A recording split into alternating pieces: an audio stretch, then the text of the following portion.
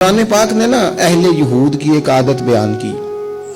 وہ پتہ کیا کرتے تھے, ان کو دو حکم دیے جاتے تھے نا اللہ کی طرف سے, تو جو ان کی مرضی کا ہوتا تھا اسے مان لیتے تھے, اور جو مرضی کا نہیں ہوتا تھا اسے چھوڑ دیتے تھے. اللہ تعالیٰ نے نا یہودیوں کی اس عادت کو قرآن پاک میں بیان کیا, فرمایا افتؤمنون ببعض الکتاب وتکفرون ببعض, تم کتاب کے بعض حصے پر ایمان لاتے ہو اور بعض سے کفر کرتے ہو. آج نا بدقسمتی سے خدا ہمیں معاف کرے, معاذ اللہ, مسلمانوں میں بھی یہ عادت آ گئی ہے کہ اگر ان کی مرضی کی بات ہو تو مذہب استعمال کر لیا, اور اگر مرضی کی نہیں تو پھر انہوں نے کبھی مذہب کی بات نہیں کی. ہمارے اینکر فٹافٹ کہیں گے او جناب یہ بات اس کا بھی تو اسلام حکم دیتا ہے. اسلام اس کے علاوہ بھی کئی چیزوں کا حکم دیتا ہے, آپ اس کی طرف بھی جناب تھوڑی توجہ کریں, کل دین بیان کریں. میں اکثر کہتا ہوں ایک بندہ حلال حرام کی تمیز نہیں کرتا, پڑوسیوں کو تنگ کرتا ہے, دوست اس سے بڑے پریشان ہے, نماز کے وہ قریب نہیں جاتا, رشوت خوری, چور بازاری, معاذ اللہ ساری باتیں اس کے اندر پائی جاتی ہیں.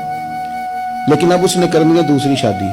اب اسے یاد آ گیا کہ دین میں 4 شادیاں جائز ہیں, باقی اسے کبھی دین یاد نہیں آیا. اب اس کا ارادہ بنا دوسری شادی کرنے کا, اب وہ بڑی ڈٹائی سے سینہ تان دے کر او بھائی 4 شادیاں جائز ہیں دین میں. او خدا کے بندے اور بھی بڑا کچھ جائز ہے, اور بھی دین نے بڑی پابندیاں لگائی ہیں. افتؤمنون ببعض الکتاب وتکفرون ببعض, بعض دین کی چیزوں پر عمل کرتے ہو, بعض سے کفر کرتے ہو. یہ کیا بات ہوئی؟ ہمارے ہاں عورتیں کیا کہتی ہیں, وہ کہتی ہے میں نے فلانے مولانا صاحب سے سنا ہے عورت پر ضروری نہیں ساس کو روٹی پکا کے دے, عورت پر ضروری نہیں سسر کی خدمت کرے. کہاں لکھا ہے بتائیں؟ تو میں نے کہا چلو جو لکھا ہے اس پر ہی عمل کر لو. یہ لکھا ہے دین میں کہ حضور نے فرمایا سوائے خدا کے کسی کو سجدہ جائز ہوتا تو میں عورت کو کہتا خامد کو کر. اتنا بڑا درجہ دیا, چلو اس کی ڈیوٹی کر لو. مسند امام احمد بن حنبل میں حدیث ہے, ایک خاتون نے پوچھا تھا یا رسول اللہ صلی اللہ تعالی علیہ وسلم عورت کے ذمہ مرد کا حق کیا ہے؟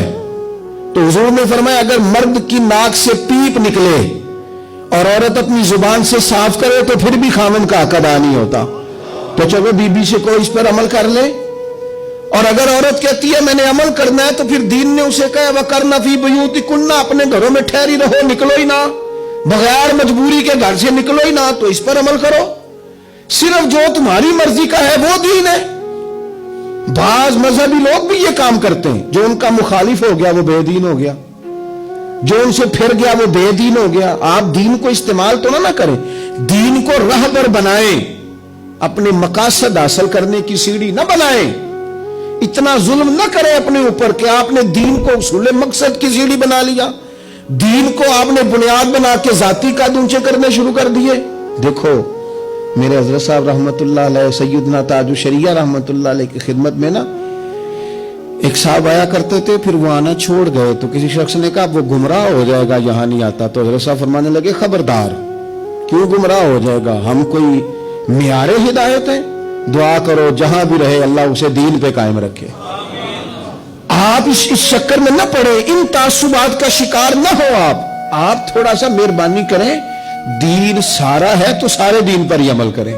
اپنی مرضی کا لے لیا اور باقی چھوڑ دیا, یہ تو بات ٹھیک ہے ہی نہیں. اللہ ہمیں سمجھ عطا فرمائے, اللہ ہمیں کل دین پر عمل کرنے کی توفیق عطا فرمائے.